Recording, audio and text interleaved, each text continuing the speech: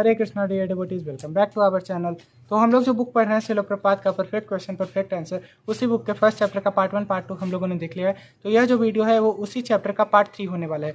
तो इस वीडियो में हम लोग जो है वो पूरे फर्स्ट चैप्टर को कंप्लीट कर लेंगे। तो स्टार्ट करने से पहले शिल प्रपात के आगे लेकर हम महामंत्र बोलकर चैप्टर को स्टार्ट करते हैं। हरे कृष्णा कृष्णा कृष्णा हरे हरे, हरे राम राम राम हरे हरे। जगत गुरु शिल प्रपात की जय। तो हम लोगों ने पिछले वीडियो में देखा था कि कैसे जो है शिल प्रपात उन्हें बॉब को समझाते हैं कि वे महानतम वैज्ञानिक श्री कृष्ण के मत को स्वीकार करते हैं, इसलिए वे महानतम वैज्ञानिक है। तो इसके बाद जो है हम लोग अभी पढ़ना स्टार्ट करते हैं। बॉब जो है वो शिल प्रपात के कहते हैं, क्षमा कीजिए शिल प्रपात, मुझे महानतम वैज्ञानिक बनने में कोई कठिनाई नहीं है, क्योंकि मैं महानतम वैज्ञानिक से ज्ञान स्वीकार करता हूँ। यह पृथ्वी, जल, अग्नि, वायु, आकाश, मन, बुद्धि तथा अहंकार, वे मेरी 8 भिन्न शक्तियाँ हैं। बॉब, वे भिन्न शक्तियाँ हैं? शिल प्रपात, हाँ ठीक इस दुग्ध की भांति। यह दुग्ध क्या है? गौ की पृथक की गई शक्ति। श्याम सुंदर तथा बॉब संतभित हो गए और समझने पर हंसते हैं। ऐसा नहीं है क्या? यह गौ की पृथक की गई शक्ति की अभिव्यक्ति है। श्याम सुंदर, क्या यह एक उत्पादन की भांति है? शिल प्रपात, हाँ। बॉब, इस शक्ति के कृष्ण से पृथक होने का क्या महत्व है? शिल प्रपात, अलग होने का अर्थ यह है कि इसके निर्माण गाय के शरीर से हुआ है, किंतु यह गाय नहीं है, यह पृथकता है। बॉब, अतः यह पृथ्वी तथा अन्य सब कुछ कृष्ण से ही बना है, किंतु यह कृष्ण नहीं है। शिल प्रपात, यह कृष्ण नहीं है, अथवा आप यह कह सकते हैं कि यह एक ही साथ कृष्ण है भी तथा कृष्ण नहीं भी है। यह हमारा दर्शन है, अचिंत्य भेदा भेद। आप यह नहीं कह सकते हैं कि ये वस्तुएं कृष्ण से भिन्न है, क्योंकि कृष्ण के बिना उनका कोई अस्तित्व नहीं है। साथ ही आप यह भी नहीं कह सकते हैं, फिर क्यों न मैं जल की उपासना करूं, कृष्ण की क्यों करूं? सर्वेश्वरवादी कहते हैं कि क्योंकि सब कुछ भगवान ही है, अतएव हम जो कुछ भी करते हैं वह भगवान की उपासना है। यह मायावादी दर्शन है। यह समझना कि चूंकि प्रत्येक वस्तु ईश्वर से बनी है, अतएव प्रत्येक वस्तु ईश्वर है, किंतु हमारा दर्शन यह है कि प्रत्येक वस्तु ईश्वर है भी तथा ईश्वर नहीं भी है। बॉब, फिर कौन सी वस्तु भगवान है? क्या पृथ्वी पर कोई वस्तु है जो भगवान है? शिल प्रपात, हाँ, क्योंकि प्रत्येक वस्तु भगवान की शक्ति से ही बनी है, किंतु इसका यह अर्थ नहीं है कि किसी भी शक्ति की या किसी भी वस्तु की हम लोग उपासना करने से आप भगवान की उपासना करते हैं। बॉब, तब इस पृथ्वी पर क्या है जो माया नहीं है? यह शिल प्रपात, माया का अर्थ है शक्ति। बॉब, इसका अर्थ शक्ति है? शिल प्रपात, हाँ, माया तथा इसका दूसरा अर्थ है भ्रम। अतएव मूर्ख लोग शक्ति को शक्तिमान के रूप में स्वीकार कर लेते हैं। यह माया है, जैसे कि सूर्य का प्रकाश आपके कमरे में प्रवेश करता है। सूर्य का प्रकाश सूर्य की शक्ति है। सूर्य प्रकाश के आपके कमरे में प्रवेश करने मात्र से आप यह नहीं कह सकते हैं कि सूर्य ने प्रवेश किया है। यदि सूर्य आपके कमरे में प्रवेश करेगा तब आपका कमरा आप तथा प्रत्येक वस्तु समाप्त हो जाएगी। तदक्षण आपको यह समझने का समय भी नहीं रहेगा कि सूर्य ने प्रवेश किया है ना? बॉब, ऐसा ही है। शिल प्रपात, किंतु आप यह नहीं कह सकते हैं कि सूर्य का प्रकाश सूर्य नहीं है। सूर्य के बिना सूर्य का प्रकाश कहाँ है? अतः आप यह नहीं कह सकते हैं कि सूर्य का प्रकाश सूर्य नहीं है, किंतु साथ ही साथ यह सूर्य नहीं है, यह सूर्य भी है तथा नहीं भी है। यह हमारा दर्शन है, अचिंत्य भिन्नता तथा अभिन्नता। भौतिक दृष्टि से आप यह विचार नहीं कर सकते हैं कि यह वस्तु एक ही साथ सकारात्मक तथा नकारात्मक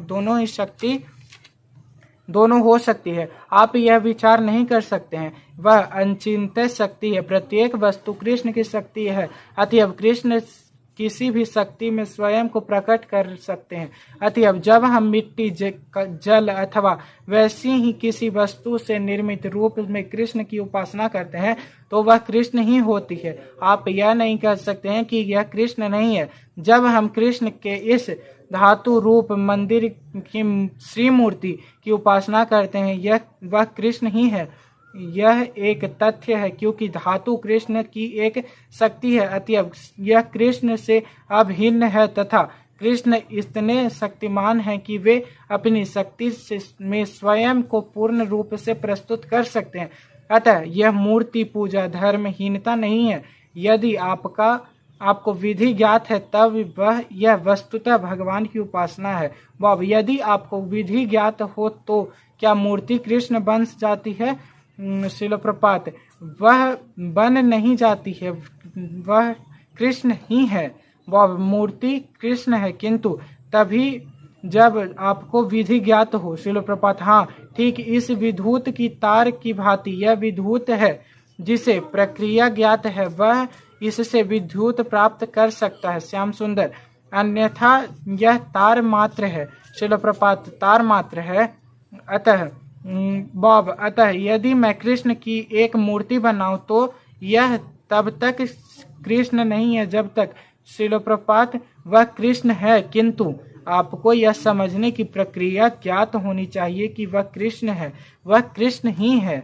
बॉब, वह केवल मिट्टी पात्र नहीं है। श्रील प्रपात, नहीं, कृष्ण के बिना मिट्टी का कोई अलग अस्तित्व नहीं है। कृष्ण कहते हैं, धरती मेरी शक्ति है। आप शक्ति को शक्तिमान से विलग नहीं कर सकते हैं, यह संभव नहीं है। आप अग्नि से ताप को विलग नहीं कर सकते हैं, किंतु अग्नि ताप से तथा ताप अग्नि से भिन्न है। आप ताप ले रहे हैं, इसका अर्थ यह नहीं है कि आप अग्नि को स्पर्श कर रहे हैं। ताप विकृत करने पर ही भी अग्नि अपना अस्तित्व बनाए रखता है। इस तरह यद्यपि आपका भिन्न शक्तियों के द्वारा कृष्ण प्रत्येक वस्तु का निर्माण कर रहे हैं, वे कृष्ण ही रहते हैं। मायावादी दार्शनिक समझते हैं कि यदि कृष्ण सब कुछ है तब कृष्ण का अलग स्वरूप समाप्त हो जाता है। यह भौतिकवादी विचार है। उदाहरण के लिए, थोड़ा थोड़ा करके इस दूध का पान करने से जब तक समाप्त हो जाता है तब और दूध नहीं रहता है, वह मेरे उदर में चला जाता है।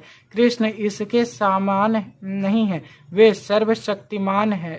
हम सतत रूप से उनकी शक्ति का उपयोग कर रहे हैं, फिर भी वे उपस्थित हैं।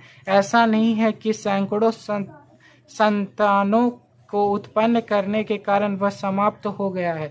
इसी भांति अपनी असंख्य संतानों होने पर भी भगवान अथवा कृष्ण का अस्तित्व बना रहता है।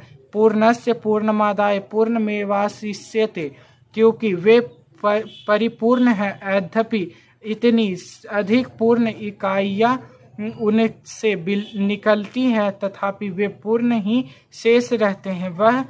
यह कृष्ण भावनामृत है। कृष्ण का कभी अंत नहीं होता है। कृष्ण इतने शक्तिमान हैं, अतः वे सर्वाकर्षक हैं। यह कृष्ण की शक्ति के दर्शनक का एक पक्ष है। इसी भांति उनकी अनंत शक्तियां हैं। कृष्ण की इस शक्ति का अध्ययन एक पक्ष मात्र है अथवा एक अंश का अध्ययन मात्र है। इस रीति से यदि आप कृष्ण का अध्ययन करते हैं तब वह कृष्ण भावनामृत है। यह एक मिथ्या वस्तु नहीं है। हो सकता है, संभवतः नहीं, पूर्ण रूप से यह है। श्याम सुंदर, और अध्ययन भी कभी समाप्त नहीं होता है। श्रील प्रपात, नहीं, कैसे हो सकता है? कृष्ण की शक्ति अनंत है। तो यह था आज का हमारा पूरा रीडिंग सेक्शन। आज जो है हमारा फर्स्ट चैप्टर जो है वो कंप्लीट हो गया। अगले वीडियो में हम लोग सेकंड चैप्टर को स्टार्ट कर लेंगे। अगर आपको वीडियो अच्छा लगा हो तो हमारे वीडियो को लाइक करें, चैनल को सब्सक्राइब करें। तब तक के लिए हरे कृष्णा, राधे राधे।